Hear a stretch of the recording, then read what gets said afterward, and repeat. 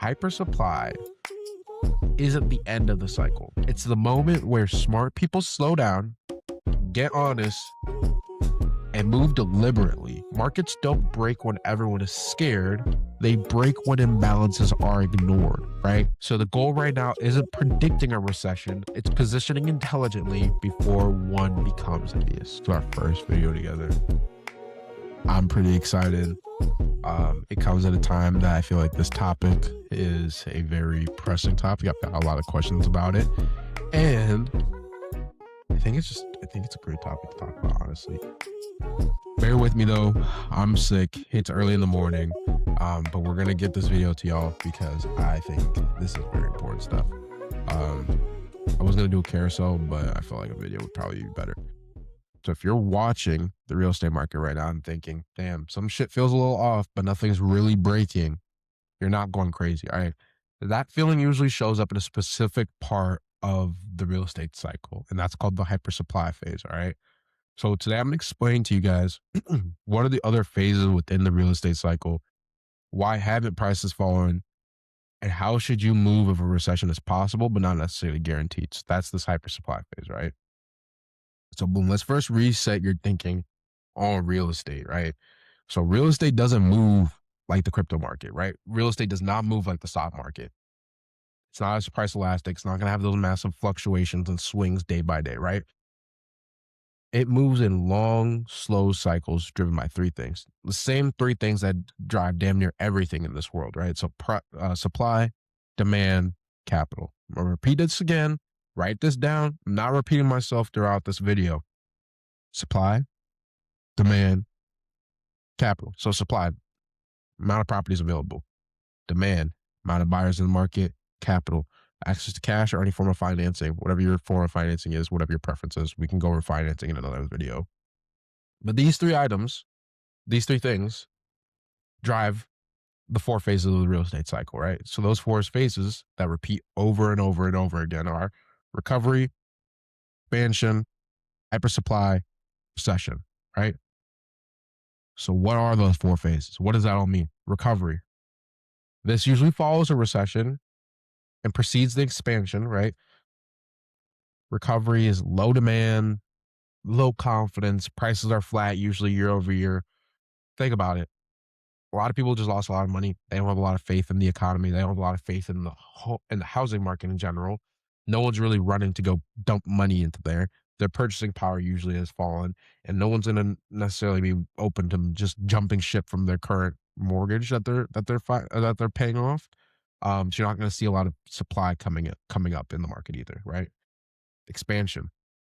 When you're at that bottom, the only way up is up, right? So demand grows, right? Faster than the supply. This is when people start to realize that, oh, the pain is over, right? Demand starts to grow faster than supply. So a lot more people are out there in the market ready to buy a home, but there aren't that many homes available. So what does that lead to? Prices begin to rise. Petition gets a little crazy. Everyone feels like they're this real estate genius, right? So you have your neighbor down the street that just moved into this place and is paying a 2 or 3% interest on his mortgage, and he's like, I just moved here. I just moved out, or I'm just listing this home after being here for 2-3 years, and I'm getting a 30% return. And you're like, how the hell did you do that? He's like, oh, I'm just this great investor. No, he's not. He is just a product of the expansion phase, right? But everyone feels like they're insanely smart. Think of 2018, like 2022, right around that phase. Then comes this hypersupply phase, right? So supply keeps coming in, but demand stops accelerating. So demand's not declining, but it's holding still. So the same people that wanted a home last year, the same people that want a home this year. Nobody else knew. So you're competing against the same people that have the same sour taste, same stale appetite, and in come these more and more supply that you're like, oh, I'm kind of overwhelmed by this. Hence the name hypersupply, right? This is when stuff starts to feel a little weird, because then comes the recession. This is when demand drops hard, falls off a cliff, right? Forced selling appears, panic selling, and prices slowly correct themselves. So it's not that, overvalued home prices that you're seeing some homes go for during that expansion phase. Things are starting to correct themselves a little bit more, right? Here's the thing that people don't understand sometimes, though. Hypersupply phase is not a crash. Say that one more time. Hypersupply phase is not a crash. This is a warning phase. All right. So let's talk about why we're in this hypersupply phase or how we fit in this equation, right? So first, prices didn't collapse. That's an important thing to remember. Prices did not collapse year over year, but they also stopped accelerating. So we're holding flat year over year, right? We're no longer seeing price rising, but we're not seeing them fall. We're just seeing them hold steady. New listings noticeably rose year over year. So we're getting a lot of new listings, right? We had that during the expansion phase too. We had a lot of new listings. But what happened that was different now than in the expansion phase? Inventory expanded. So that means these new listings are sitting on the market for longer, which is then evident in the fact that days on market jumped by over 20%. Sales volume softened lightly, and buyers became more selective and a little slower because they weren't rushed. They weren't panicked. And so similarly, how you see in a recession, there's panic selling. Panic purchasing or panic buying will happen during the expansion phase because people are scared that they won't get a deal like this again as prices continue to rise and they want to be that smart investor, right? So the combination of new listings rising, inventory rising, days on market rising, sales volume softening, and buyers becoming more selective and a little slower, all that combination, those combinations matter, right?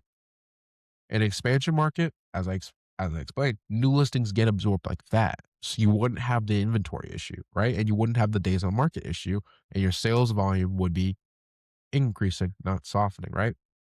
So in the hyper supply market, listings just stack up. Not enough to cause panic, but enough to slowly change the leverage or, force an imbalance quietly, right? So what is that imbalance? Sellers are starting to lose power. Does that mean that buyers are gaining it? Kind of, but we'll explain.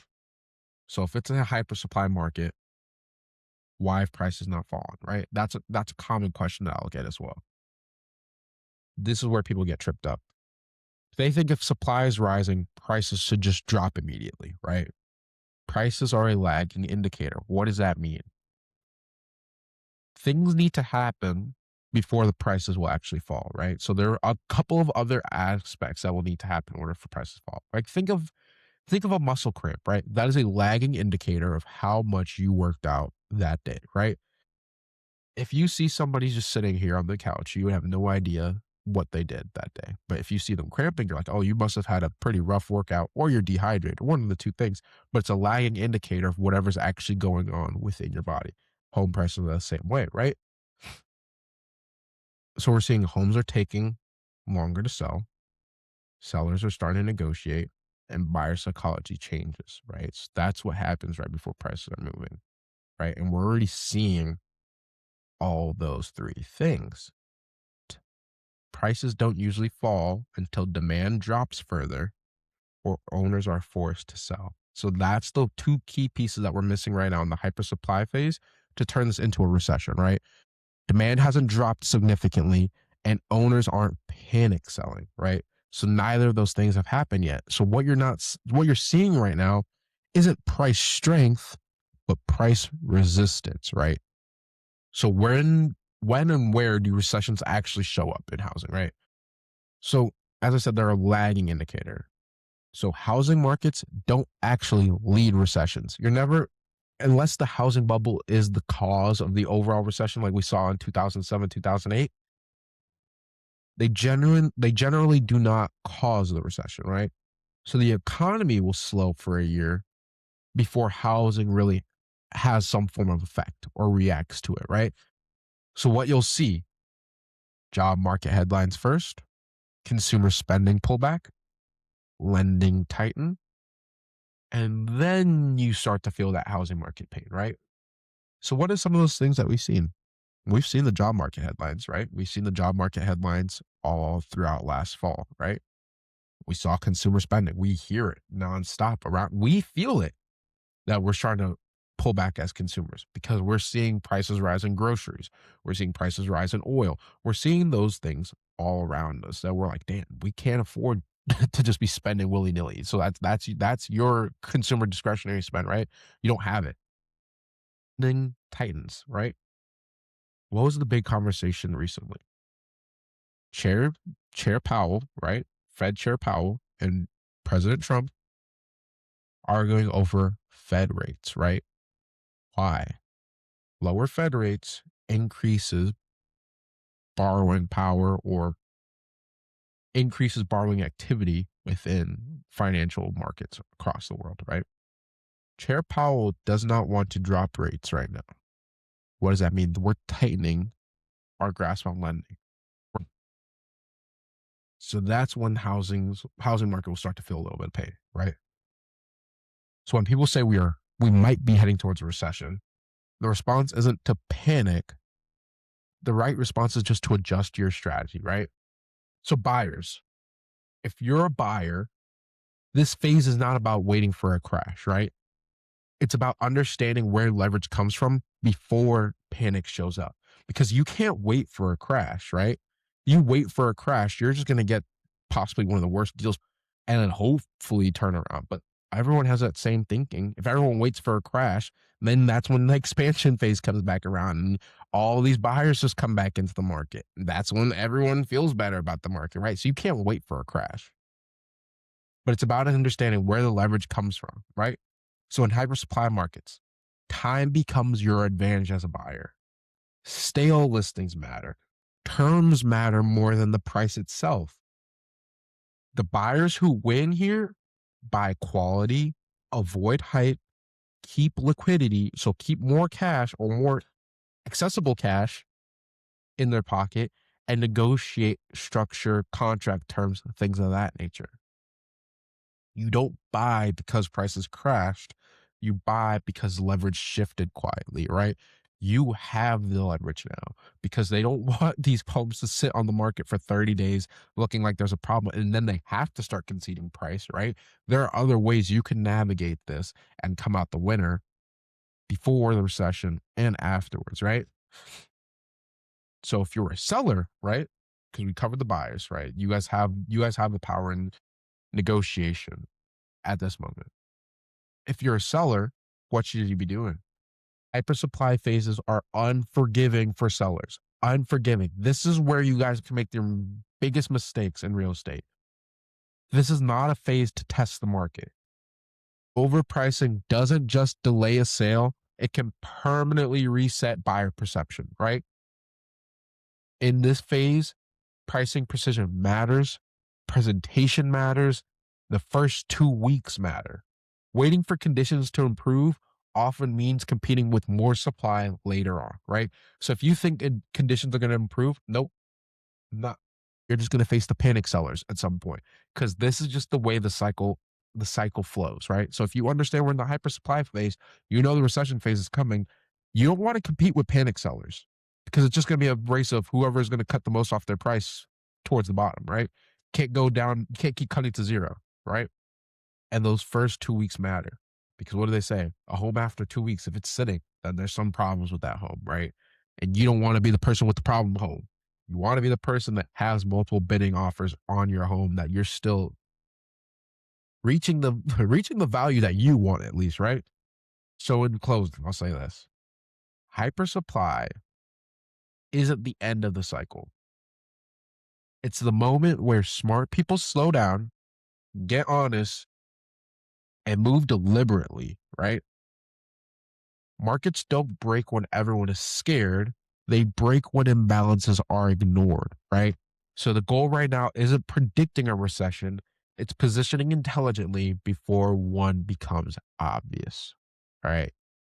I'll leave you guys with that. I know I talked for a lot.